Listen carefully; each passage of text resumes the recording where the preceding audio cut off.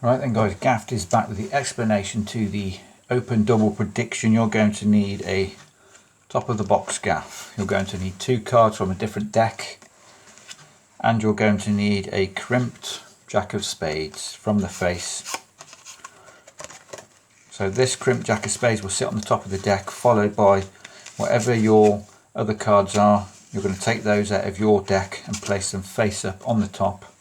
You're going to take your top of the box gaff, you're going to cover everything up, then you're going to put this into the box and you're good to go. These will be face down in an envelope, in your pocket, whatever, but you're going to say you've got a double open prediction. We'll come to these in a minute. Take the cards out, bearing in mind you've got a couple of face up cards here, so make sure you don't flash when you take this out of the box. Close up the box and put it somewhere close at hand.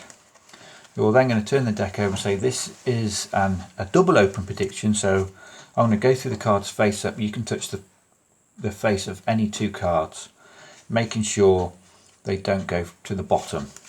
People tend to get bored quickly and they'll touch a card quick. So let's say they touch the 5 of Spades and the King of Hearts.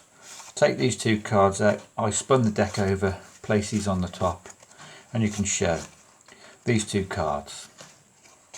All you're going to do now is, because you've got that crimp card, you can catch a quick thumb break, taking the 2 face up cards, the top of the box gaff and the actual 2 cards that the spectator chose. Turn these over quickly, square everything up, drop it on the top of the box, and then spread these couple of cards. To the spectator, you've basically turned their cards over and you've placed them on here. You can now go to your 2 predictions and turn them over to reveal the Ace of Spades and the 4 of Hearts. Those weren't the cards you chose, were they? But just because I'm a wizard, you can take these 2 cards, do whatever you want, and turn their freely selected cards into a mate to yours. Pick up the box, turn it over, chuck all these cards back inside and move on. So that's it guys, it's Gaffer's favourite tool, the top of the box gaff. So we just run through it. Crimped card, your 2 force cards, making sure I get the right one. Face up above the crimp. Top of the box gaff covering everything up.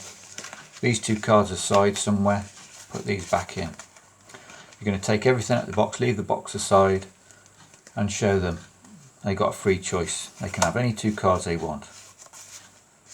Take them out, turn this deck over, place this on top, making sure not to flash. Show them the 2 cards they chose. Catch a quick thumb break, square these 2 cards up and drop them on. Go back to these, show them. Those weren't your cards, but with a little piece of magic I can turn them in. This should all be squared up so no one's going to notice anything. Shove them in the box and move on. So that's it guys. I'm glad I got some good responses for Gaffer's own deck. The Gaffed Academy deck. It's sort of breaking in a little bit now. Still not quite broken in properly, but they do feel a little bit more supple. Take a little while, but they do everything you want them to do. Oh, that's a nice fan actually. A nice spring actually. So comment, subscribe, like guys, and come back tomorrow for another card trick. Cheers.